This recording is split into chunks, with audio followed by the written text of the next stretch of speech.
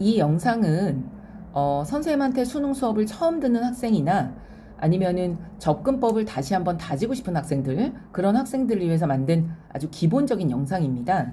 그래서 영역별로 어떻게 우리가 지문을 접근해야 되고 또 각 영역별로 가장 중요한 포인트가 무엇인지 그런 것들을 정리하는 영상입니다. 천천히 듣고 잘 활용해 주시기 바랍니다. 먼저 첫 번째, 운문 접근법. 현대시, 고전시, 통틀어서 접근법 정리해 보도록 하겠습니다. 먼저 작가가 자기 생각을 쉽게 전달하고 싶다면 작가는 설명문을 써야죠.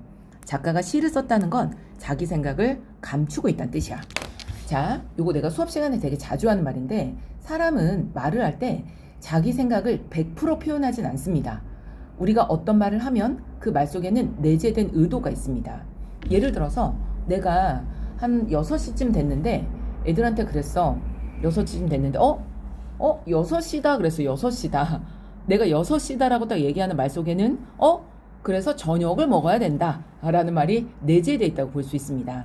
이렇게 우리는 일상생활에서도 대화를 하면서 자기 의도를 다 드러내지 않고 말 속에 감추어서 의도를 표현하는 경우가 많은데, 시는 작가의 생각이 철저히 감추어져 있습니다. 그렇기 때문에 우리는 시를 읽을 때 작가가 감추어진 의도를 파악해야 돼. 즉 시는 여러 문학작품 중에서 상징성이 굉장히 높다는 겁니다.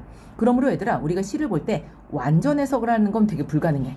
완전 해석을 하려고 하지 말고, 그럼 어디에 포커스를 맞춰야 되냐? 먼저 문학은 지문 읽기 전에 먼저 보기를 먼저 충분히 읽고 지문을 이해하는 게 되게 좋습니다. 시뿐 아니라 소설도 상징성이 되게 높기 때문에 보통 보기에 문학을 접근하는 어떤 가이드 같은 것들이 있어. 이거를 읽고 지문을 읽었을 때 좀 더 정확하고 빠르게 지문을 이해할 수 있습니다. 항상 문학은 문제 속에 들어있는 보기를 먼저 읽어주시고요. 그 다음에 시는 완전 해석이 거의 불가능하기 때문에 완전 해석을 하려고 노력하지 말고 읽으면서 제목의 의미를 반드시 찾으려고 노력해야 돼. 시는 소설과 다르게 전문이 출제되기 때문에 반드시 지문 안에 제목이 언급되고 있습니다. 그 지문에 나와 있는, 지문에 언급된 제목의 그 의미를 찾으면 어느 정도 시의 내용을 이해할 수 있습니다. 자, 지금 이 페이지에 들어있는 이 11개는 시를 이루는 기본적인 요소들인데, 이 중에 내가 별표 쳐주는 것들은 시에서 꼭 어떤 시가 나와도 꼭 찾아야 될 거고 내가 수업 시간에 항상 다루는 것들이야. 그래서 시는 일단 완전 해석 불가능 1번, 그러나 제목의 의미는 찾아야 된다. 두 번째, 시에서 말하는 사람을 화자라고 하죠. 화자는 본문에 드러나기도 하고 드러나지 않기도 하는데, 먼저 본문에 나가 있는 시, 이런 시들은 대체로 화자가 자기를 성찰하는 시로서 이 나는 대체로 시인과 일치하는 경우가 많습니다. 그러니까 화자의 시선은 화자 자신, 내면을 들여다보고 있는 거죠. 그 다음에 본문에 나가 없다면 화자는 관찰자 위치에서 세상을 비판하고 있는데요. 관찰자로서 화자가 화자가 여잔지 남잔지 이런 것들은 거의 드러나지 않고요. 그러면 나가 있다는 거는 자신에 대해서 얘기하고 있다면, 나가 없다는 거는 세상에 대해서 얘기하고 있다고 보시면 됩니다. 근데 이 화자는 문제 속에 물어봤을 때만 찾아주시면 되고요. 꼭 찾아야 되는 건 아닙니다. 3번. 자, 선생님이 지금 별표 쳐주는 것들은 항상 선생님이 수업할 때 강조하는 것들이니까 꼭 알아두셔야 되고요. 먼저 선생님이 항상 나쁜 거는 세모 쳐주는데, 보통 시는 불행한 사람들이 쓰는 경우가 많죠.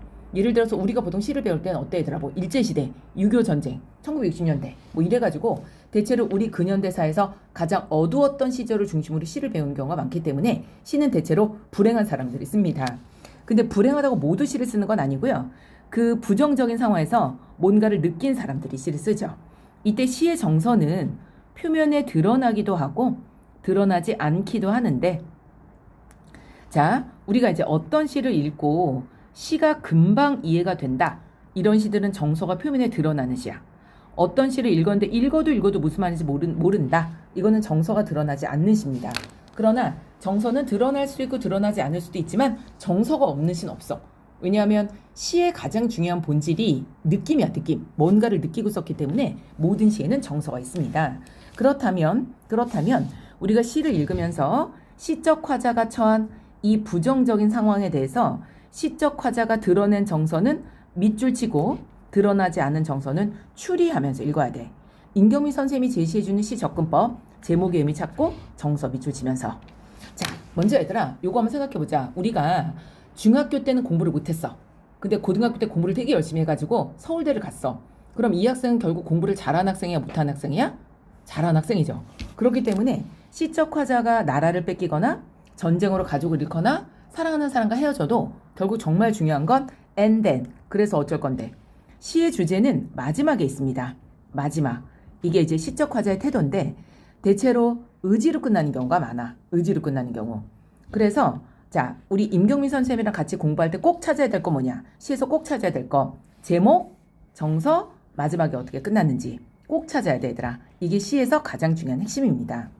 또 하나, 시는 보통 선생님이 항상 나쁜 건 세모, 좋은 건 동그라미 쳐주는데요. 보통 시는 부정적인 상황에서 시작해서 여기에 대한 자신의 극복 의지 같은 걸 드러내주는 경우가 있는데 이렇게 시가 세모로 시작해서 동그라미로 끝날 때 이 시의 흐름을 우리는 시상이라고 합니다. 시상. 근데 세모로 시작해서 동그라미로 끝났다는 건 중간에 시상이 한번 변했다는 뜻이잖아. 자, 보통 어디를 중심으로? 시간, 공간, 접속사를 중심으로 시상의 흐름이 크게 바뀌기 때문에 우리 임경미 제자들은 시간, 공간, 접속사 네모치면서 써보자. 시상의 전환에 주의하면서 그렇게 시를 배울 것입니다. 오케이. 그 다음에 표현 방법은 너무나 많기 때문에 나올 때마다 해주시면 되고요. 그 다음에 운율 보겠습니다. 운율은 애들이 되게 못하는 파트 중에 하나야. 기억해도. 먼저 자음과 모음을 묶어서 음운이라고 합니다. 이거 살짝 빠뜨렸습니다. 먼저 운율을 만들려면 반복하면 되죠. 근데 뭘 반복할 것이냐? 보통 자음과 모음을 반복하는 걸 우리 뭐라 그래? 동일한 음운의 반복으로 운율을 형성했다라고 하고요. 자, 글자 하나를 음절이라고 합니다. 그럼 임경미는 몇 음절이야? 임경미는 3음절이죠. 이렇게 자, 음절이 글자인데 그 음절의 수를 반복하는 운율. 우리는 걔를 뭐라 그래? 음수율이라고 합니다. 음수율이 뭐야? 글자 수를 반복하는 거. 대표적인 게 뭐가 있니? 3, 4조 음수율, 4, 4조 음수율 이런 것들이 있죠. 그 다음에 띄어쓰기 단위를 우리는 뭐라 그래? 어절이라고 하고요. 띄어쓰기 단위 어절. 그럼 얘들아, 얘는 몇 어절이야? 2어절이죠. 한 번 띈 2어절. 그 어절이 2개 이상 있으면 9절이야. 9절. 그래서 우리는 보통 얘를 보니까 요거 하나를 어절이라고 하거든. 요거 하나하나가 어절이고 그 어절이 2개 있으면 우리는 9절이라고 합니다. 어절이 띄어쓰기 단위라면 끊어읽기 단위를 우리는 뭐라고 불러? 음보율이라고 하는데 보통 한 줄을 3개로 끊어읽으면 3음보, 4개로 끊어읽으면 4음보 이렇게 말합니다. 시어는 시에 사용된 단어를 가리키고요. 시구는 시에 사용된 구절을 가리킵니다. 통사는 문장 구조를 가리키고요. 의성어 의태를 묶어서 음성상징어라고 합니다. 보통 이런 것들을 반복해서 운율을 만들죠. 단어 뜻 알아두십시오.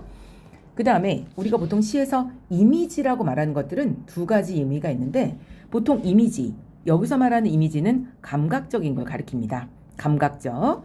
특히 우리는 공감각적 심상을 감각의 전이라고 부르는데 전이, 영어로 말하면 트랜스폼, 전환이죠. 예를 들어서 푸른 종소리라고 했을 때는 종소리는 듣는 건데 그걸 푸르다라고 하므로 어때 얘들아? 청각을 시각화, 이런 걸 공감각, 감각의 전이라고 하고요.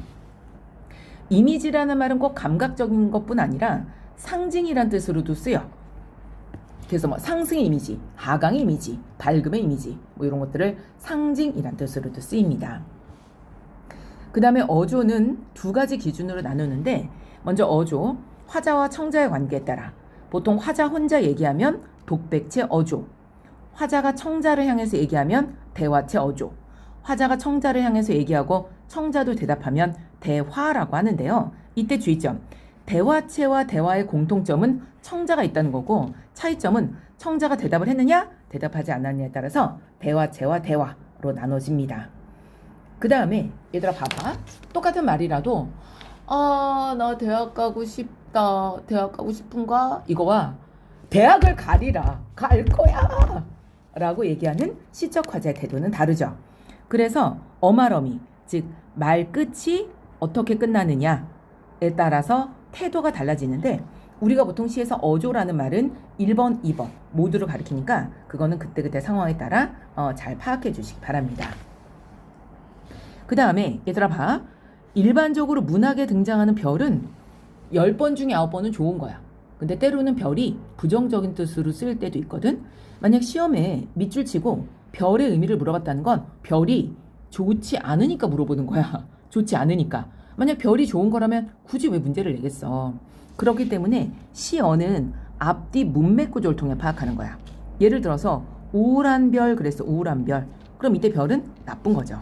그래서 기본적으로 뭐 태양은 이상, 별은 꿈 뭐 이렇게 정해져 있는 게 있지만 그래도 밑줄 친 부분의 의미는 밑줄을 중심으로 앞뒤 문맥 구조를 통해서 파악하시는 걸 추천드립니다. 오케이. 자, 지금까지 우리가 시를 이루는 요소를 배웠는데요. 시는 여러 가지 요소가 있지만 우리 임경미 제자들은 항상 시를 배울 때 제목의 의미, 정서 밑줄, 마지막에 어떻게 끝났는지 이런 것들 중심으로 봐주시면 됩니다. 자, 그러면 문제 출제 유형을 보면 항상 얘들아 시는 보통 한두 지문이 같이 나오잖아. 1번 문제는 공통점 찾기 문제인데 얘는 제일 마지막에 풀어야죠. 그럼 이제 어떻게 푸는 거니 얘들아?